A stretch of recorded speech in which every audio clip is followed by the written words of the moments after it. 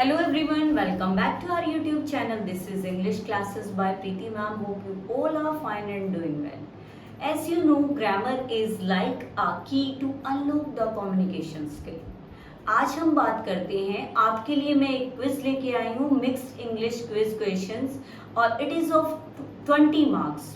20 marks की ये quiz रहने वाली है। Let's see how you score in this test. Let's begin with the first question. You will mention the score in comment section after finishing the quiz. Let's start.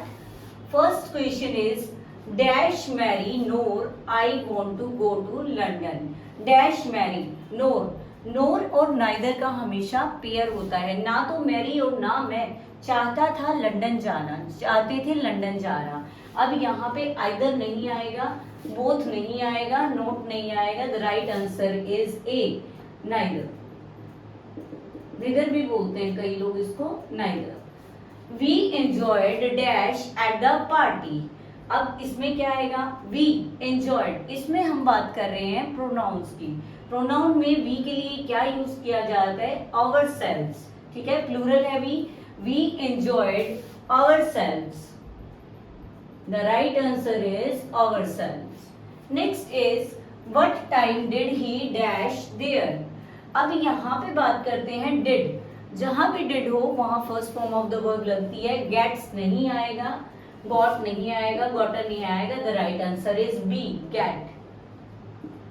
Tenses से लेके preposition तक हमारी quiz रहेगी, मतलब सभी most of the topic will be covered. Next is they have been dating dash a long time. A long time, इसके लिए एक लंबे समय के लिए जब टाइम मेंशन कर दिया जाता है तो फॉर और सिंस का यूज होता है, but the exact time mention you will use since, otherwise use for. तो यहाँ हमारा फॉर आंसर सही रहेगा। They have been dating for a long time. Next question is I have dash my sense of taste, कि मैंने अपने senses खो बैठी हूँ, मैं टेस्ट की जो सेंसेस है उसको खो बैठी हूँ। आई हैव के साथ हमेशा वर्ब की third form of the verb आती है। थर्ड फॉर्म इसमें लूज है, एक लोस है, लूज है, लूजन है, और एक लोस्ट है, लूज लोस्ट लोस्ट। तो यहाँ पे हमारी आ जाएगी लोस्ट। ये सभी क्वेश्चन हमारे कॉम्पिटिटिव एग्जाम के लिए इंपॉर्टेंट रहने वाले हैं। इससे आपकी ये नहीं है कि ग्रामर की ही स्किल्स इंप्रूव होंगी, साथ साथ में आपकी राइटिंग, थिंकिंग और रीडिंग स्किल भी इंप्रूव होगी। जब आप फटाफट आंसर करोगे, अपनी नोटबुक में आंसर लिखोगे, आपकी जो राइटिंग स्किल्स हैं वो भी इंप्रूव होंगी। आप जल्दी जल्दी करोगे। कोई भी एग्जाम होता है, कॉम्पिटिटिव एग्जाम होता है, उसका सबसे मेन जो पॉइंट रहता है वो टाइम रहता है, क्योंकि जब हम सॉल्व करते हैं क्वेश्चन, ये हो जाता है टाइम कम रह जाता है। तो practice makes a man perfect. It means कि आप जल्दी जल्दी क्वेश्चन सॉल्व करोगे, तो आपके प्रैक्टिस करोगे तो ही ऐसा होगा, जल्दी क्वेश्चन सॉल्व हो पाएंगे। Let's see the next question. Choose the correctly spelled word. Spell भी हो सकता है या स्पेल्ट भी हो सकता है। अब बात करते हैं क्यू की, बात कर रहे हैं क्यू की स्पेलिंग कौन सी सही है। This is the right answer, Q U E U E. Q होता है हमारी लाइन। नेक्स्ट है I did not dash what she said. Said word देखते ही हमें माइंड में आता है पास्ट टेंस है। पास्ट टेंस ठीक है, बिल्कुल ठीक है। डिडंट लगा हुआ है, लेकिन डिडंट के बाद डिड के साथ हमेशा वर्ब की फर्स्ट फॉर्म आती है। तो यहाँ आपकी here, fourth option is right, D option is right here. Next is, ये हमारा कंडीशनल आ चुका है। अब कंडीशनल है if I dash I wouldn't have travelled. ठीक है, वुडंट हैव ट्रेवल्ड जहां दे रखा हो वहां हमारा इफ क्लोज में क्या आता है, पास्ट परफेक्ट आता है, हैड प्लस वर्ब की थर्ड फॉर्म। तो यहाँ पे फर्स्ट आंसर ही हमारा ठीक है, had known. Had known is the right answer. Next है, मोस्ट ऑफ द टेंसेस के भी हैं और भी सेंटेंसेस आएंगे अभी हमारे, अलग अलग डिफरेंट आएंगे। My dad dash like coffee. ये किसी की हैबिट है कि मेरे डैड को कॉफी पसंद है, तो हैबिट के लिए हम प्रेजेंट टेंस यूज करते हैं। डैड, डैड सिंगुलर है, सिंगुलर के साथ डज का यूज किया जाता है। My dad doesn't like, does not like coffee. Next is also tenses, present tense. My parents dash like dogs, कि मेरे पेरेंट्स डॉग पसंद नहीं करते। डज नॉट नहीं आएगा क्योंकि ये प्लूरल है, सिंगुलर के साथ डजंट आता है, डज खाली नहीं आएगा, ठीक है, वही है, सिंगुलर के साथ हैड नॉट नहीं आएगा। Right answer is do not. My parents do not like dogs और पेट्स। अब देखिए थोड़े से इंटरेस्टिंग क्वेश्चन आते जा रहे हैं, आप भी देखते रहें।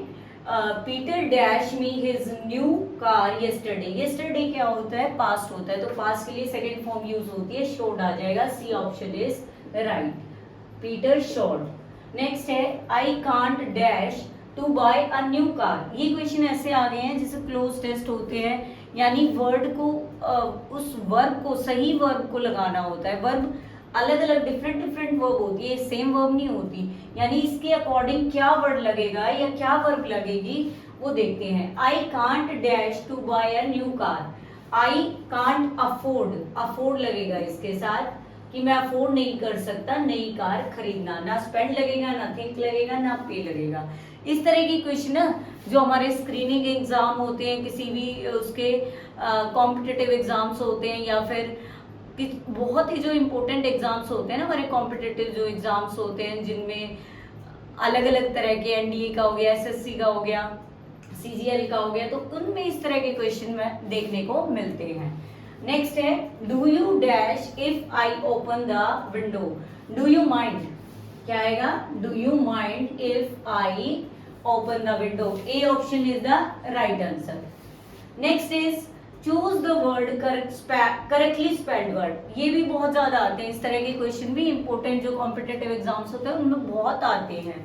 अब देखिए नेसेसरी की स्पेलिंग कहाँ सही है, NECESARY नहीं, बिल्कुल गलत है, ये भी गलत है, ये भी। Last one is the right, NECESSARY, necessary, ठीक है। नेक्स्ट क्वेश्चन देखते हैं। I will take some water dash I get thirsty. I के विल टेक सम वाटर कि मैं कुछ पानी लूंगा, in case I get thirsty, अगर मुझे प्यास लगे, तो इन केस यहाँ आ जाएगा, अनलेस नहीं आएगा, सो नहीं आएगा, ऑल्दो नहीं आएगा, इन केस।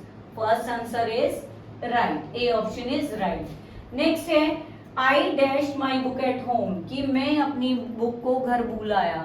वह घर भूल आया, आई के साथ फॉरगेट्स नहीं लगता, फॉरगोटन नहीं लगेगा, फॉरगोट नहीं लगेगा, पास नहीं है, ये प्रेजेंट है, फॉरगेट लगेगा। I forget my book at home. B is the right option. Let's see the next question. They called dash the meeting due to lack of attendance. Attendance की कमी होने से उन्होंने मीटिंग को क्या कर दिया, पोस्टपोन कर दिया। टाल देना होता है called off, OFF लगता है, C is the right answer. Called off means postpone. Next is what is the antonym for obsolete? Obsolete के लिए एंटोनिम। क्वेश्चंस को आप ध्यान से पढ़ेंगे फिर आंसर करेंगे। कई बार क्या होता है एग्जाम में, क्या होता है बैलेंस नहीं होता माइंड, और जल्दी से क्वेश्चन को पढ़ते हैं, और जो माइंड में आता है कि हमें ये लगता है कि ये सिनोनिम पूछा है इसका या एंटोनिम पूछा है, उसको ध्यान नहीं देते हम। एक्चुअल में जो भी हमारे माइंड में आ रखा है कि हमने जो पढ़ा है, सिनोनिम पढ़ा है, तो सिनोनिम ही टिक कर आते हैं हम इसका, लेकिन we have to read the question properly. Next है आउटडेटेड, तो इसका मीनिंग होता है, ऑब्सलीट होता है आउटडेटेड, जो अब यूज में नहीं है, और आर्किक नहीं है, एंशिएंट नहीं है, current is the right answer, हाल ही में जो है, ठीक है। आउटडेटेड क्या होता है, इसका सिनोनिम है, सेम मीनिंग है, opposite word is current. Next है one of the cars in the parking lot dash mine. अब यहाँ पे सब्जेक्ट वर्ब एग्रीमेंट का क्वेश्चन है। वन ऑफ, जहां भी आपको वन ऑफ दिखाई दे जाए, चाहे कार्स प्लूरल ही क्यों ना हो, you will mention in the blank is singular, यानी सिंगुलर वर्ब आएगी is. One of the cars in the parking lot is mine कि मेरी कार है, इन कारों में से जो एक कार है वो मेरी है। Next is, this is the last one, mark is good dash tennis. Good, good के साथ कौन सी प्रपोजिशन लगेगी, good at. Mark is good at tennis. हम कह सकते हैं mark is good at English, mark is good at mathematics. तो यहाँ पे गुड के साथ एट प्रपोजिशन लगेगी। तो 20 सेंटेंसेस हमने जो हमारी क्विज थी। Now that's all. ये छोटी सी क्विज आपके लिए जो आपकी ग्रामर स्किल्स को है काफी इम्प्रूव करने में हेल्प करेगी। If you found my video helpful, don't forget to subscribe my channel, share and like my videos.